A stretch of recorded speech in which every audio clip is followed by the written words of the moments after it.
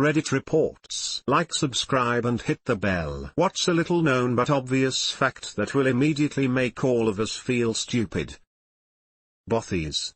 Basically they're small cottages in remote parts of the Scottish Highlands that are left unlocked, free to be used for shelter by people traveling the mountains. They're not well furnished or anything, but they act as a freely usable weatherproof shelter for anyone to use in a country where summer usually just means the rain is slightly less frigid. It used to be that they weren't too well known, the hill walking community used them, maintained them, and everyone observed an unwritten code of conduct where you'd make sure to leave it tidy, clean and ready for the next person to use. However, they suddenly experienced an upsurge in awareness, and a lot of them suffered for it. People would go to them so they could have a piss up in a scenic location and leave them covered in rubbish and shit.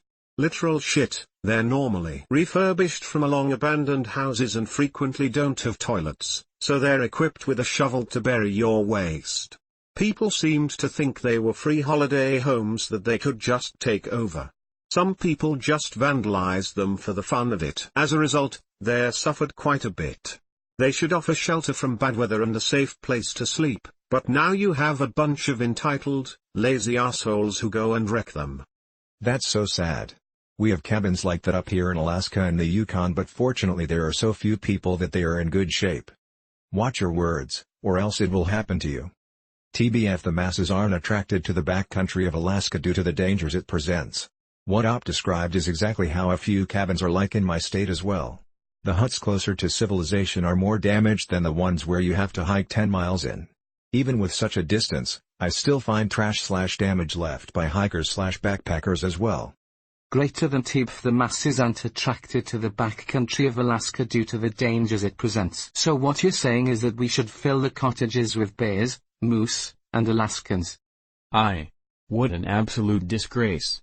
Bothies were a tradition stretching back thousands of years. There are some that still aren't well known. It's a few major sites I find are the worst ones. eBay. I remember being able to get an absolute bargain for almost anything I wanted. Now, every shop puts their shit on eBay. The other problem with eBay is it completely messed up people's perceptions of what stuff is worth. Someone will see some shitty thing on eBay listed for like $500 and be like, oh, that's what it's worth, but it's been listed for $500 for 2 years and nobody bought it cause that's crazy. Then someone at a flea market or Craigslist is like, oh, it's on eBay for $500 so I'll give you a deal, $450. If that happens, though, you can show them completed listings, where nothing comes close to that price. In the same vein, Amazon. You absolutely cannot trust 95% of the sellers on there because it's almost always some knockoff cheap-ass Chinese shit from sellers with names in all caps. To some extent, amusement/theme parks.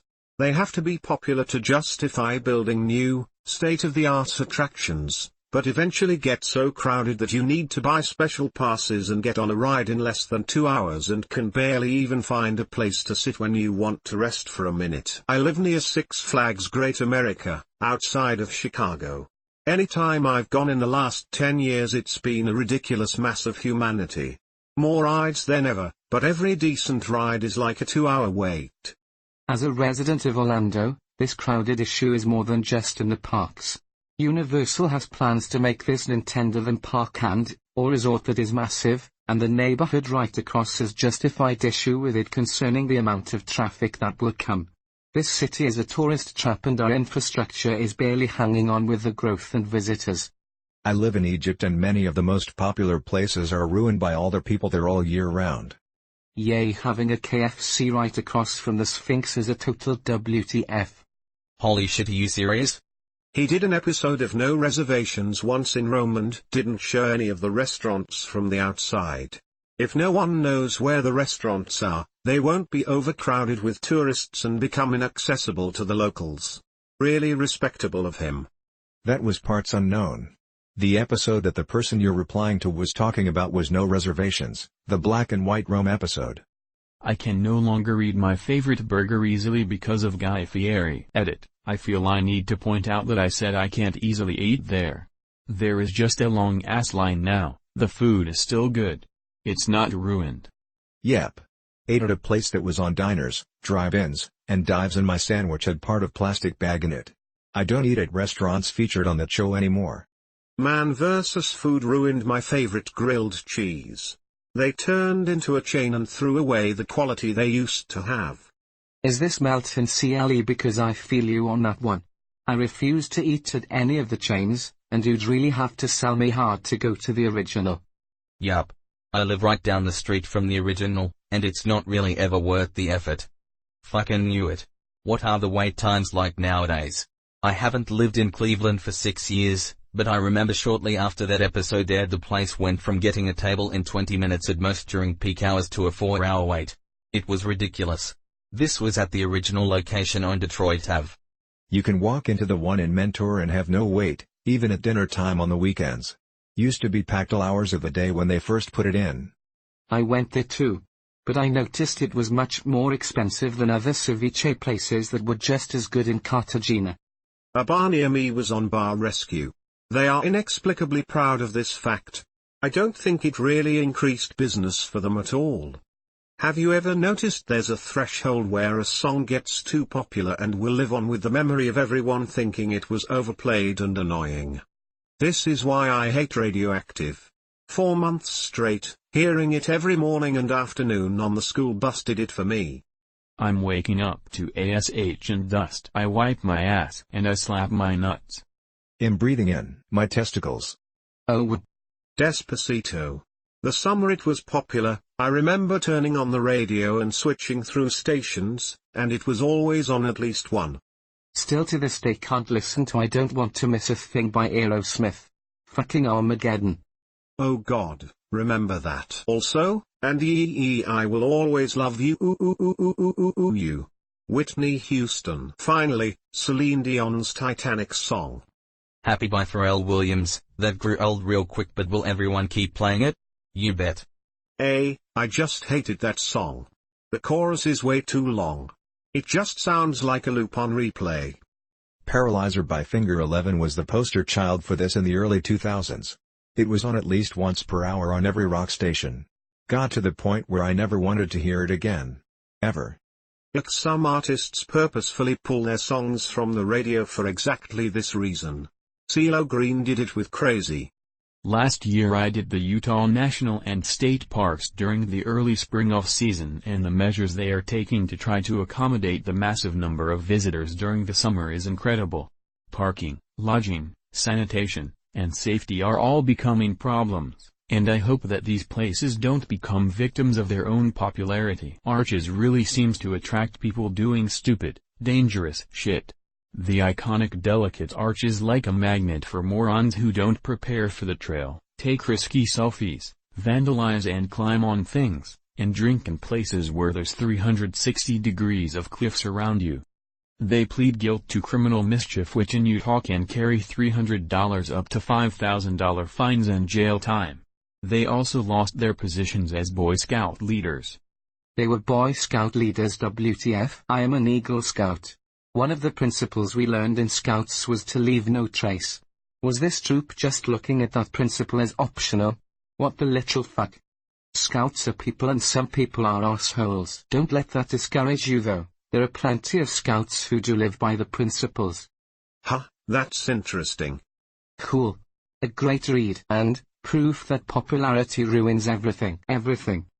Get up to the top, you interesting bastard. Most of the historic monuments.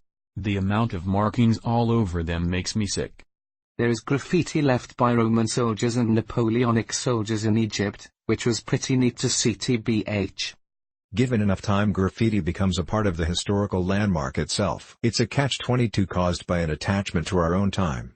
We see the landmark as something that needs to be preserved by, for, us, but the reality is we're in just as inconsequential a time of history as any. One of two most famous sites in the Hagia Sophia is where Vikings scratched his name in the marble. The scratch is protected and now treated as sacred, but it's functionally no different than your going to a structure built 200 to 400 years ago and doing the same. Don't get me wrong. I don't like it when people deface historical landmarks, but our outrage is fleeting, and sometimes contributes to the perceived value of the relic. The function of graffiti isn't what's remarkable, it's the rarity. Those names written on the wall are probably the only surviving relics of their kind, representing historical forces clashing. It's the difference between a bullet hole from World War II and a bullet hole in my shed. It won't become more significant with time, because the world is full of our trash, enough that 99% of what we make and do won't be interesting to future generations, no matter how much time passes. Interestingly enough, there is a huge amount of trash in the world because of World War II. At the end of the war, my grandfather turned over his service weapon and they bulldozed it and tons of other equipment into the ocean in the Philippines because it was cheaper than to bring it all back. What constitutes trash is just as much a factor of when and why the trash was created. If someone found that old equipment nowadays, it would be of great interest to researchers and collectors. But it was still trash at one time. Furthermore, given enough time, the bullet hole in your shed would be of interest to researchers as well. Greater than given enough time. The bullet hole in your shed would be of interest to researchers as well. I can imagine the clickbait Y headline in the future: archaeologists unearth evidence of a possible hillbilly feud. Beaches. Once tourism starts, it usually has devastating effects on the flora and fauna. They had to close a beach off from the public in Thailand to give nature time to recover. Edit for grammar. Edit to give more information. I was talking about Maya Bay, which was made famous by the movie The Beach. Yes, the one with Leo. Despite its isolation, the bay attracts so many tourists there isn't even any room to lay down on the sand. The bay is closed off until officials believe the coral has rejuvenated sufficiently. They had a similar problem with the poppy reservation a year or so ago. There was a super bloom that resulted in fields of beautiful orange flowers. People kept visiting and taking pictures in the poppies. The problem was that these flowers were rather delicate. If you stepped on a patch too many times, there was a good chance the plants in that patch would die. They had designated paths all along reservation and signs telling people to stay on the path, but they kept ignoring them. There were a ton of dead patches in the poppy fields. There were also a ton of Instagram photos of people laying in patches of poppies. Greater than it's very frustrating to witness how some people just really do not care at all how they leave the place, as long as they were able to take advantage of the beauty themselves. You just summed up humanity very nicely with that one sentence. I vaguely recall reading about an idiot landing a helicopter in the middle of that bloom. It was in California, right? Yep, they ended up prohibiting visitors for the rest of the season. That only makes it more enticing and rewards the people who got theirs. Screw you. This is why I completely support it when places just start restricting the amount of people that can get in on a daily/monthly basis. When a place becomes too popular, it's simply unsustainable and makes it a certainty that it won't last. On another note about beaches, maybe you have found one that has a small community and is nice and quiet. After a few years things pick up and they get a restaurant, then a hotel, then more restaurants and bigger hotels. After 20 years it's no longer what you remember and is overpopulated. The Outer Banks in North Carolina is like this. I'm old enough to remember it being a small set of towns that was primarily for people to come and fish. Now it's covered in shitty tourist shops and has no charm. Best time to go now is the off-season and deal with winter. Fishing hasn't been the best either. Same with Boracay in the Philippines. I never knew how big of a problem tourism was until I saw the Barcelona tourism documentary. It's like, way beyond anything I could have ever imagined. Just a fucking sea of tourists packed in the streets. Entire portions of the city are completely insufferable. The tourism to Mount Everest has become the primary income for a lot of people in that area, so it's not surprising the guides and Sherpas continue to take people up in large numbers, but it does seem sometimes like the numbers are unsustainable and downright dangerous. I've never been there and never will go, but it fascinates me, so I read about it all the time. So much litter at or near the summit and all along the way up. The Sherpas do try to clean what they can, but up in the death zone, every ounce of what you are carrying matters tremendously, so very little can be done to get rid of all the oxygen canisters and things left laying around. The fine is almost pointless. If the expedition costs $18,000 for Sherpa and climbing permit, gear and other arrangements costs $9,000, littering fine costs $5,000, then the total is $32,000 to climb Mount Everest. The people who pay that kind of money don't care if it's $32,000 or $27,000. While they might try to pick up their trash at camp and get it to the big trash pile, If it comes down to life or death at the top, they aren't going to hesitate about $5,000 to leave a couple oxygen canisters and bags of poo behind. Greater than the fine is almost pointless. Almost pointless. It's essentially a climbing tax, but one that's only paid by underprepared or overcommitted parties. If you're properly prepared for the expedition, then there should be no need to leave gear and refuse on the mountain, so you won't be assessed a fine. You're right though, the guide services on Everest are essentially going to bake this into the cost of their offerings for their tourists as a cost of doing business. But at least it's the responsible parties, the tourists, paying the costs, not the capable mountaineers. Yeah, I completely agree. There are certainly a lot of people that shouldn't be anywhere that mountain, but they have enough money that they don't get refused. That's where the problem lies.